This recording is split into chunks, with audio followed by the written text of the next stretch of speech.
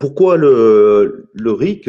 Parce que le RIC non seulement transforme la société, ça inverse la pyramide du pouvoir, ça transforme à la fois les représentants qui ont une épée Damoclès au-dessus de la tête, mais aussi la citoyenneté, dans le sens où le fait de pouvoir intervenir, on n'a pas la même posture comportementale. En fait, c'est un petit peu comme si euh, on transforme des électeurs en citoyens. On nous appelle citoyens, mais nous ne sommes pas des citoyens en réalité, parce que les citoyens, ils participent à la vie politique, ils participent directement, et là, on peut nommer que des maîtres. C'est un petit peu comme si on passait du stade de supporter d'une équipe de foot à joueur professionnel, et, euh, et J'adore. en fait, plutôt que de se chamailler pour son équipe sans avoir les compétences, mais on prend ses compétences. Et l'avantage encore plus avec le RIC constituant, c'est que non seulement on est joueur professionnel, mais en plus de ça, on peut contrôler l'arbitre s'il fait de la merde. S'il déconne, l'arbitre, ben, on peut revoir les règles de contrôle de l'arbitre, on peut revoir les règles du jeu de sorte que ce soit plus objectif en proposant des modifications où l'ensemble des équipes vont participer à la prise de décision collective. Donc voilà, ça change vraiment tout à ce niveau-là. Et, euh, et pourquoi j'ai signé cette pétition sur le RIC constituant? Déjà, d'une, parce qu'elle est très claire.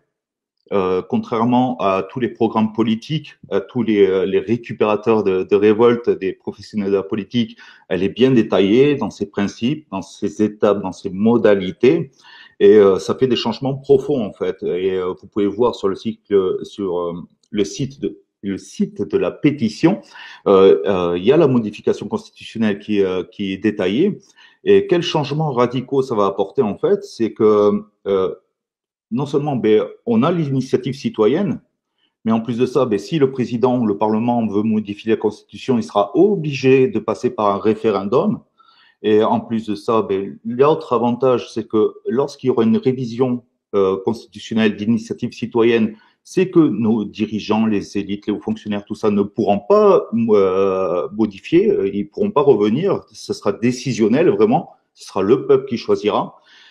Et d'autres aussi gros avantages que j'ai trouvé dans cette proposition de loi constitutionnelle qui est très claire, c'est l'alinéa 8, le 89.8, où les référendums sont précédés d'une campagne garantissant la diffusion de débats contradictoires et de toute information nécessaire à un choix éclairé.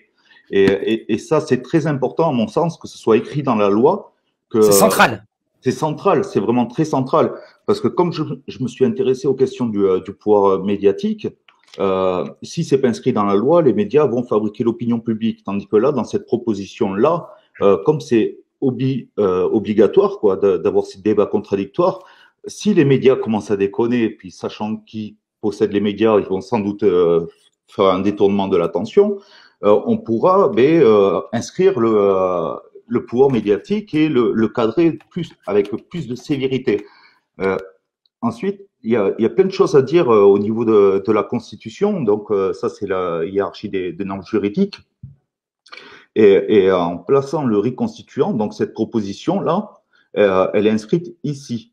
Et elle est sans limite de sujet, sans aucun limite de sujet. Elle impose donc un débat contradictoire. Et il faut connaître, rappeler, je pense, le rôle de la Constitution qui est très important. Elle est là pour garantir aussi la séparation des pouvoirs. Elle est là pour il y a inscrit aussi les règles de la représentation et toutes les règles aussi, comme par exemple le mode de scrutin, tout ça, tout ça.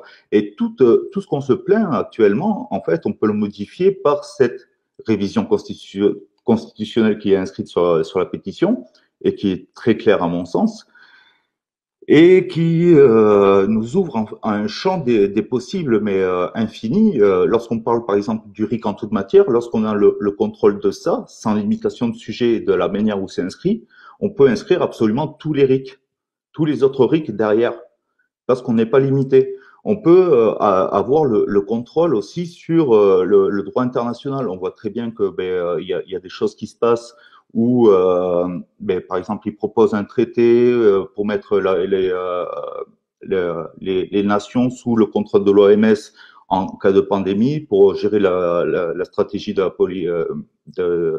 la politique sanitaire. On a aussi une troisième guerre mondiale qui se prépare, où l'OTAN, en fait, pour expliquer, c'est que le droit international, il se trouve ici, en dessous de ça, là, du RIC constituant qui est proposé. Et l'OTAN, il se trouve aussi ici. Et si l'OTAN, par exemple, veut nous amener en guerre, en ayant le contrôle de ça, on peut instaurer un droit de veto ici. On peut instaurer tout ce que l'on veut pour éviter tout ça. Et pourquoi ce contrôle-là? Parce que là aussi, on parle, enfin, je vois des commentaires qui disent que les élites se torchent le cul et tout ça, mais lorsqu'on a le contrôle de ça, on peut mettre des chambres de contrôle citoyenne à tous les étages de la hiérarchie et veiller au respect de la hiérarchie des normes juridiques. En fait, c'est la clé qui déverrouille et qui nous donne un champ des possibles qui est infini et qui nous permettrait, ben, comme je sais pas, de répondre directement aux problèmes. Euh, à l'époque, par exemple, quand il y a eu les traités de libre-échange, le TAFTA, le CETA, tout ça, c'était ici. Et moi, si j'aurais eu un RIC constituant dans la Constitution, ben, j'aurais proposé un droit de veto sur ces traités-là. Et on aurait interrogé l'ensemble de la population. Et à la question de le peuple n'est pas capable, je pense sincèrement que c'est une bêtise parce que le peuple, lorsqu'il a la possibilité de participer, il monte en compétence. Et ça, on peut le voir partout dans tous les pays qui ont le RIC. Et surtout, c'est que le peuple, le grand nombre, il a une vision à long terme. Lui, tout ce qu'il veut, c'est pouvoir vivre dignement, avoir une société qui est sûre et qui va lui garantir un avenir aussi certain pour ses enfants. Et le peuple n'a pas la volonté de prendre le pouvoir. Donc, lorsqu'on passe le peuple au plus haut des pouvoirs et qu'on lui donne la possibilité de gérer les règles du jeu, mais il n'a pas cette vision comme les professionnels de la politique qui ne sont que dans le commentaire et dans l'action le temps de leur mandat. Le peuple, lui, il a une vision sur le long terme, sur une société plus durable et ce qui nous permet d'avancer.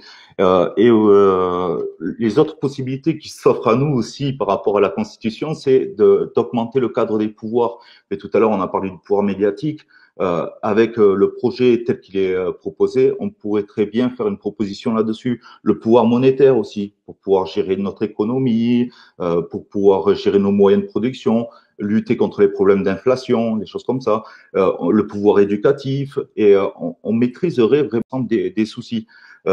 Ensuite, je pense pas qu'il faut opposer toutes les pétitions qu'il y a sur l'Assemblée, sur le site de l'Assemblée. Il y a la pétition, l'article 68 à destitution, mais si on destitue Macron sans changer les règles du jeu, ça change rien. Donc, je pense que les personnes, par exemple, qui supportent cette pétition devraient supporter les autres pétitions aussi, et notamment la pétition sur les constituants. Et pour ce qui est, dernière chose, je finis là-dessus, de la peur de se connecter à France Connect, en fait, il faut pas s'en inquiéter parce que du moment que vous avez Internet, Facebook, Twitter, Google, Amazon, tout ça, ou que vous allez sur Internet, vous avez tous un double numérique et on est déjà absolument tous fichés. Donc à ce niveau-là, on risque rien. Vous pouvez aller signer la pétition, ça changera rien de plus. Et d'ailleurs, dans l'évolution des pouvoirs, ça serait intéressant si on a le pouvoir de maîtriser en tout temps de manière autonome la Constitution, le pouvoir numérique, on pourra aussi en discuter, le mettre au débat et se protéger aussi de ce pouvoir-là. Voilà. C'est magnifique. Merci pour cette intervention avec tellement d'infos et merci d'avoir rappelé que le RIC constituant est une première pierre et que ça, après, ça ouvre la pierre à toutes les autres RIC possibles. On parle de RIC local, on parle de RIC veto, enfin, il y a plein de possibilités. Aussi, tu as parlé du pouvoir médiatique qui est un point central parce que très souvent, on nous dit, c'est très bien, c'est beau d'avoir un RIC, mais regardez en Suisse, ils votent comme on leur dit de voter. Et bien, c'est ça l'intérêt aussi, c'est qu'on pourrait réformer nos médias. Et donc, pour moi, après obtenir le RIC constituant, selon moi, j'imposerai rien à personne, la deuxième étape, ça serait le RIC suivant, ça serait un RIC, pour intégrer une modification de la Constitution en lien avec le pouvoir médiatique. Voilà. C'est ça. Et tout l'intérêt en plus, c'est que comme il y a cet alinéa 8 et qui impose un temps d'information et de débat contradictoire, déjà ça coupe l'herbe sous les pieds aux médias et ça va nous permettre, nous derrière, de rebondir, sachant très bien la réaction des médias. Et c'est le plus, c'est la clé en fait du RIC en toute matière. Le RIC en toute matière, c'est le RIC au-delà du RIC Carl. Le recall, c'est le constituant, l'abrogatoire, le révocatoire, le législatif. Là, on parle de toute la possibilité de RIC que l'on peut inscrire, et possible et inimaginable. Pour finir, merci Benoît d'avoir rappelé que la Constitution est au-dessus des traités internationaux et de l'Union européenne, parce que très souvent on nous dit non mais vous voulez le RIC, mais il faut d'abord sortir de l'Europe. Eh ben non, il y a des gens, des juristes qui sont compétents pour pouvoir traiter de ces sujets-là et qui ont confirmé que la Constitution est bien au-dessus de tous les traités internationaux ou de l'Union européenne. Merci Benoît, belle continuation et à très vite.